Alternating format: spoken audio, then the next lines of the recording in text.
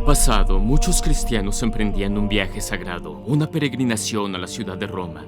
Después de recorrer cientos de millas, llegaban a la ciudad santa cansados y hambrientos, pero llenos de expectativas. Anhelaban caminar por las calles de los antiguos mártires cristianos.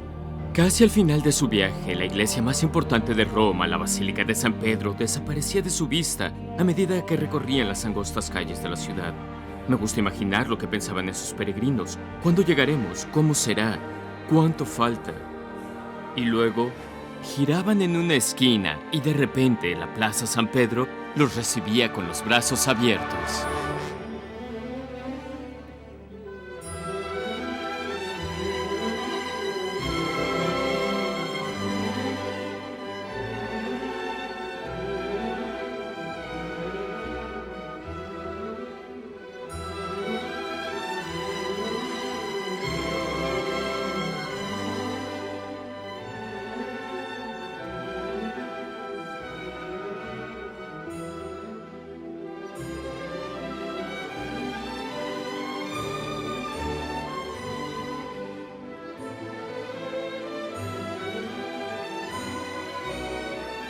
Como esos peregrinos que vinieron a Roma en los siglos pasados, nosotros nos embarcamos en un viaje al corazón de la Iglesia Católica.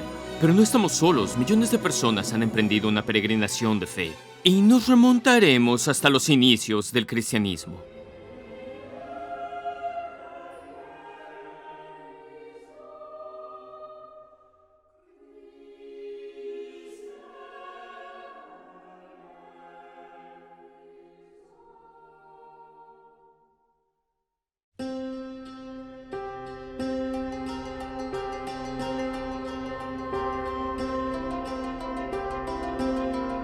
Poco después de que Jesús muriera en la cruz, 2 de sus discípulos abandonaron la ciudad de Jerusalén, ansiosos y confundidos, llenos de preguntas.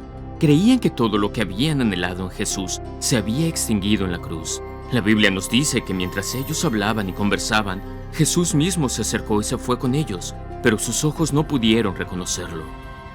Jesús les explicó las Sagradas Escrituras y les mostró que era necesario que el Mesías sufriera y entrar en su gloria. La muerte del Mesías era parte del plan de Dios. Esta enseñanza reavivó la esperanza en sus corazones y le pidieron a este hombre misterioso que se quedara con ellos. Fue ahí que se dieron cuenta de quién era el que había caminado junto a ellos. Quizás sea difícil de creer que siendo discípulos de Jesús no lo reconocieron en el camino ese día, pero nosotros hacemos lo mismo. No nos damos cuenta de cómo Dios está con nosotros guiándonos y tratando de ayudarnos en la vida. Pero ese mismo Jesús, que caminó con los discípulos rumbo a Emaús, va caminando con nosotros en nuestro sendero de fe, sin importar si nos damos cuenta o no. Así que hay una razón por la cual estás aquí, dedicando tiempo a aprender más de la fe católica. Es porque Dios te trajo hasta aquí. Como ves, Dios ha estado contigo en tu vida hasta este momento, y seguirá estando contigo en el futuro, porque desea que profundices tu relación con Él. Y que ahondes en la belleza y en el misterio de la Iglesia Católica.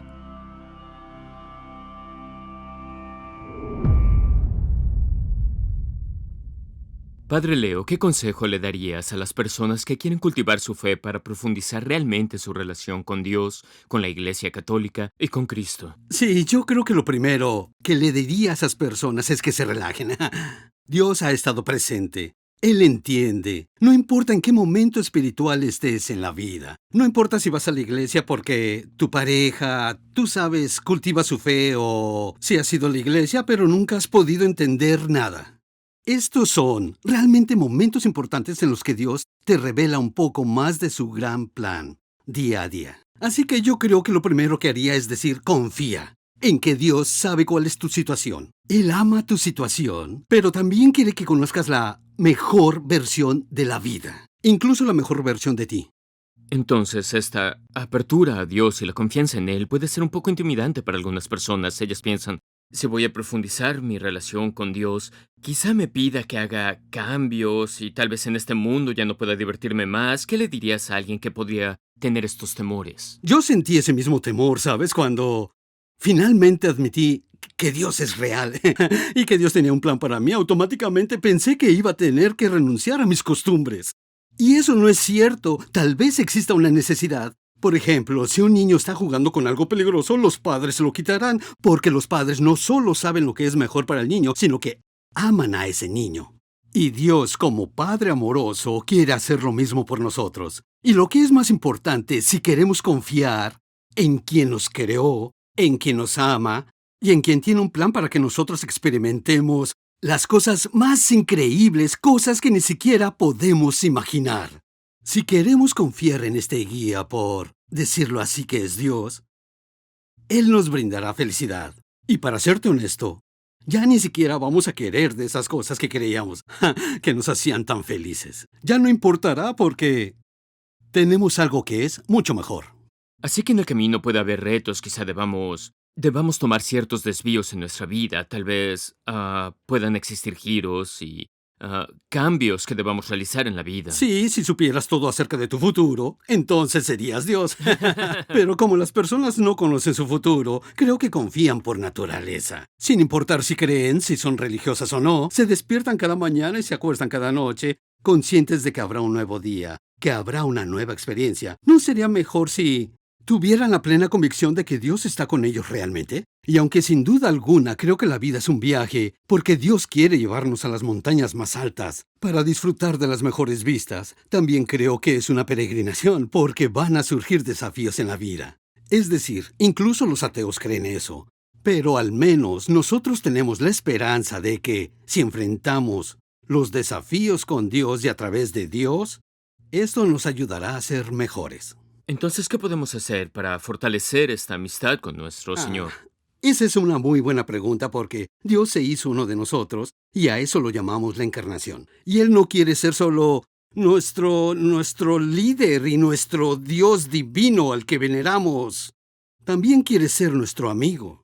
¿Y qué harías tú para fortalecer una relación con las personas que conoces? ¿Quieres pasar con ellos el mayor tiempo posible? ¿Y quieres que te enseñen algo? ¿Quieres celebrar con tus amigos? Habitualmente hacemos cosas y eso se llama oración, se llama estudio, se llama celebración. Es decir, poder disfrutar de las cosas que un buen amigo quiere brindarte. Pero también van a surgir ciertas cosas que pueden plantearte un desafío. Cosas como, si quiero ser amigo de esa persona, entonces tendré que cambiar algunas cosas de mi forma de ser. Quizá no deba ver las cosas solo desde mi punto de vista, sino desde el punto de vista de la otra persona. Y de hecho, eso es un proceso llamado conversión, que es el poder ver las cosas sin ningún prejuicio y no decir, hey, así es como lo hice siempre, sino ver las cosas como lo hicieron los demás. Es como un matrimonio, por ejemplo. Tendrás que ver las cosas de la manera en que lo hace ella, y viceversa. Antes me hablaste del entrenamiento y comparaste el crecimiento y la vida espiritual con el entrenamiento para crecer Ah, físicamente. ¿A sí. qué te refieres con eso? Bueno, me refiero a esta relación con Dios como una experiencia espiritual. Si Él quiere llevarnos a la cima de una montaña, tenemos que estar bien preparados para ir a la par de Él. Y a veces debemos admitir que hemos experimentado cierta debilidad espiritual porque no nos hemos concentrado en ese músculo en particular como una persona que hace ejercicio físico. Van a tener que ser disciplinados y esa palabra disciplina significa discípulo, alumno. Vamos a tener que aprender, vamos a tener que trabajar duro en ciertas cosas. Puedes tener una persona que oró y que dejó de aprender cómo orar a los 8 años, pero ahora es un empresario exitoso de 50 años. Tiene 50 años, pero reza como un niño de 8 años. Lo que tenemos que hacer es mantenernos a la par del otro para convertirnos en una persona completa, saludable y equilibrada. Oramos de manera más madura.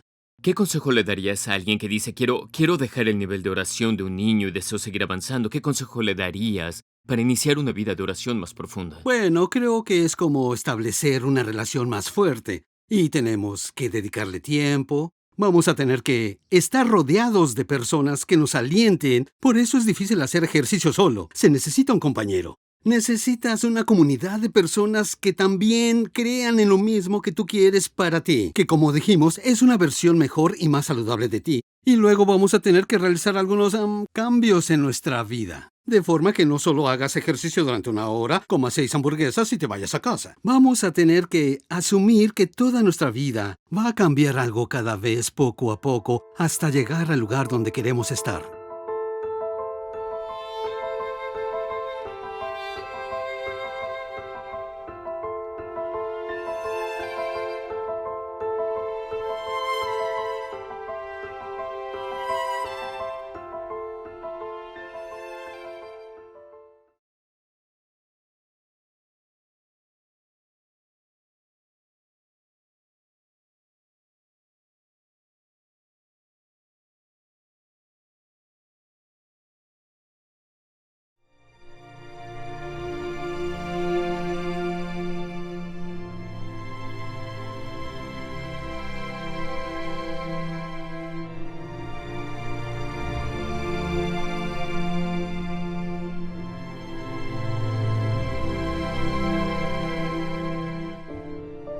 Si nos vamos de viaje, nos aseguramos de que estamos yendo en la dirección correcta. En nuestro caminar con Dios, ¿cómo podemos saber si estamos siguiendo lo que Jesús y sus apóstoles nos enseñaron?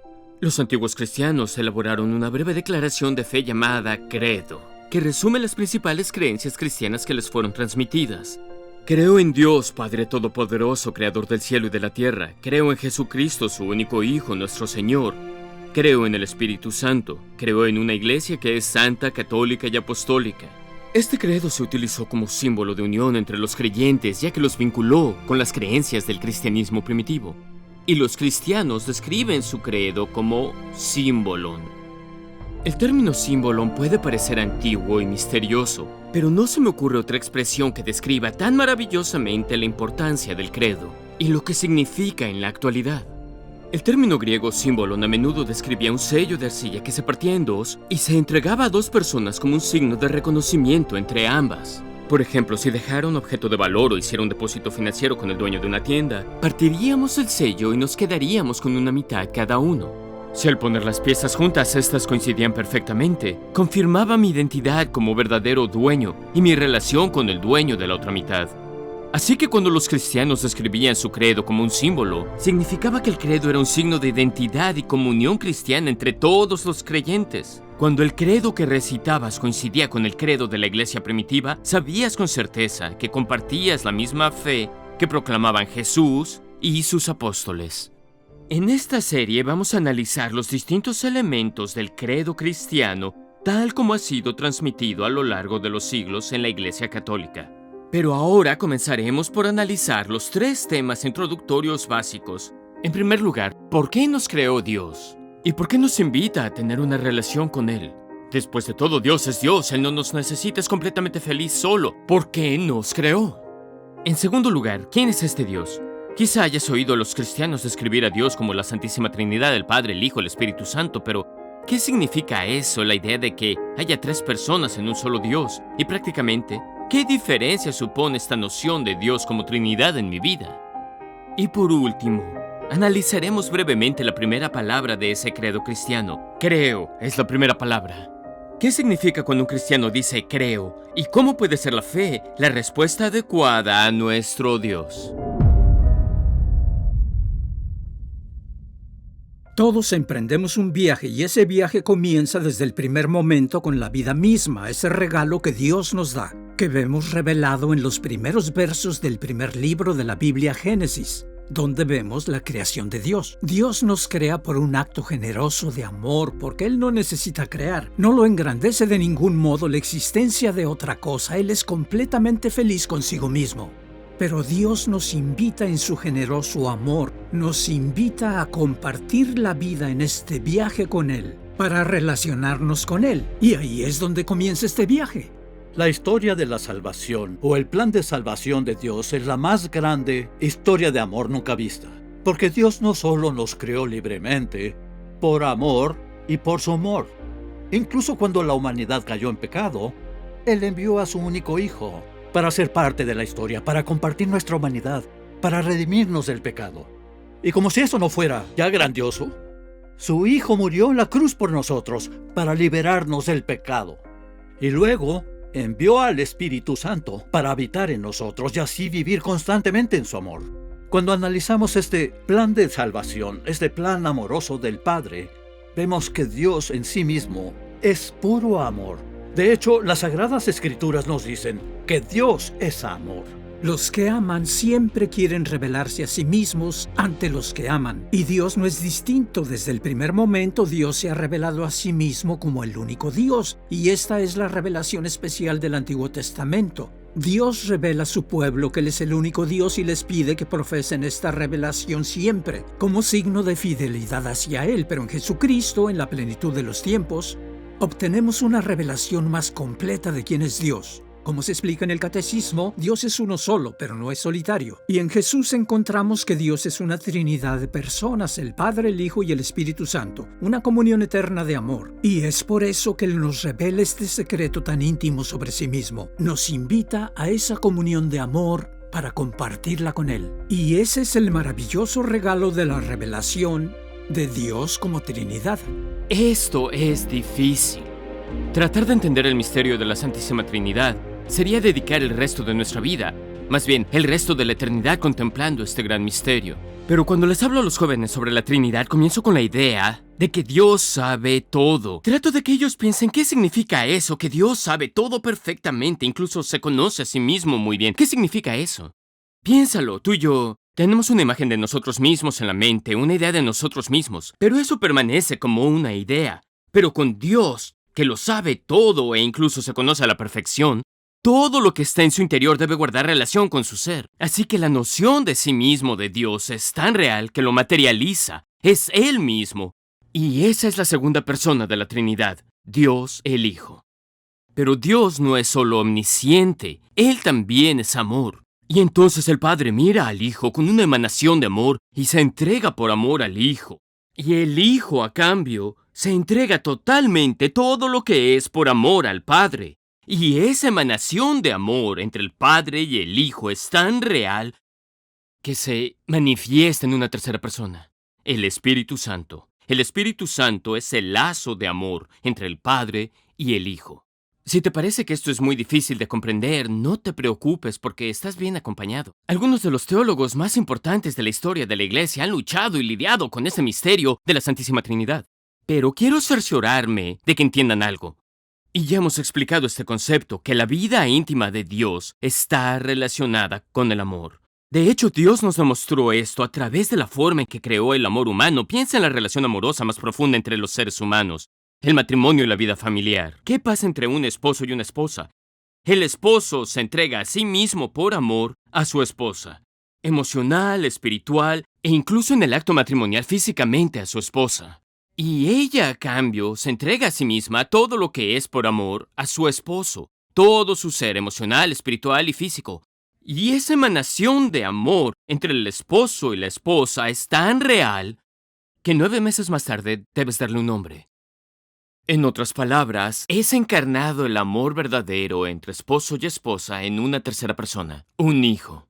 Como vemos, en el matrimonio y en la vida familiar vemos una ventana al gran misterio de la vida íntima de Dios, Dios que es amor. La doctrina de la Santísima Trinidad sostiene que este único Dios que se reveló a sí mismo por amor hacia nosotros como Padre, Hijo y Espíritu Santo, expresa esa naturaleza divina única en 3 formas personales. Cada persona de la Trinidad es una persona distinta y expresa la totalidad de esa naturaleza única, pero con respecto a sus características personales particulares. Entonces el Padre es el Padre y no el Hijo. El Hijo es el Hijo y no el Padre. El Espíritu Santo es el Espíritu Santo y no el Hijo ni el Padre. Todos expresan la naturaleza divina única, pero en una comunión de amor. Y esta revelación de la vida interior amorosa de la Santísima Trinidad es la razón por la cual Dios nos da este maravilloso regalo de la doctrina de la Trinidad. Entonces, ¿cómo influye esto en nuestras vidas? Este grandioso Dios de amor nos está invitando a compartir un camino de amor.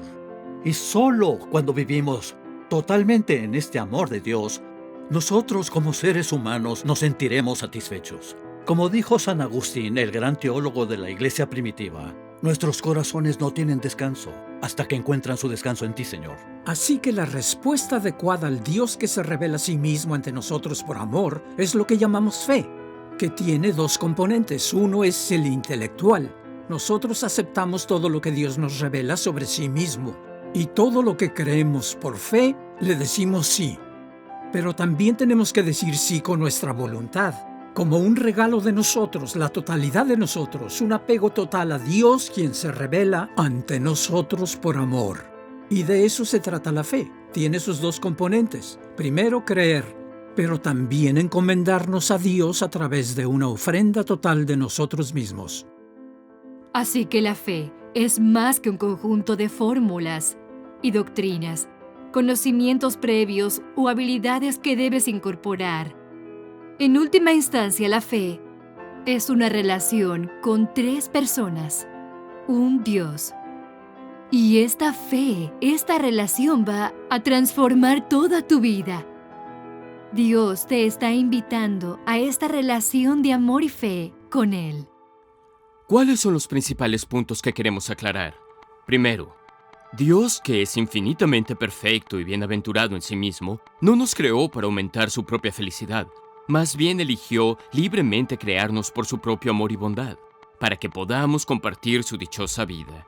Segundo, en todo momento este Dios, que es amor, se acerca a nosotros, nos invita a que lo busquemos, a que lo conozcamos y a que lo amemos. Tercero, hay un solo Dios, pero este Dios se ha revelado a sí mismo como una comunión de tres personas, el Padre, el Hijo y el Espíritu Santo. Esta doctrina de la Santísima Trinidad es el principal misterio de la fe cristiana, uno tan profundo que nunca lo vamos a entender por completo. Podríamos pasar el resto de nuestra vida, en realidad toda la eternidad, contemplándolo, pero podemos saber que este único Dios expresa esa naturaleza divina única en tres formas personales. Como explica el Catecismo, veneramos a un Dios en la Trinidad, y la Trinidad como unidad, sin confundir a las personas ni dividir la sustancia. Dado que la persona del Padre es una, el Hijo es otra y el Espíritu Santo es otra. Pero la divinidad del Padre, del Hijo y del Espíritu Santo es una, su gloria igual, su majestad coeterna. Cuarto, vimos cómo hemos sido creados por Dios, que es amor, y somos creados para su amor. En realidad nuestros corazones no tienen descanso hasta que encuentran su descanso en Él. Por último, la fe es nuestra respuesta al Dios que se reveló ante nosotros. Aquí consideramos dos aspectos claves de la fe. Por un lado, la fe es una aceptación de nuestra mente a todo lo que Él ha revelado. Por otro lado, la fe es un apego personal a Dios, por el cual le encomendamos nuestra vida.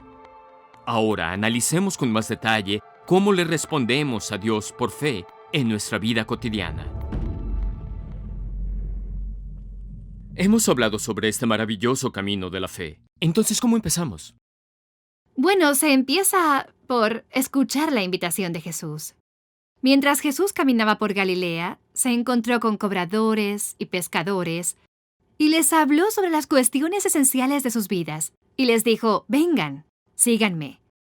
Él le habla a la libertad de los humanos, Él nos dice lo mismo a cada uno, vengan, síganme. Y está pidiendo esa decisión de fe, ese sí, donde decimos, sí, me convertiré en tu discípulo.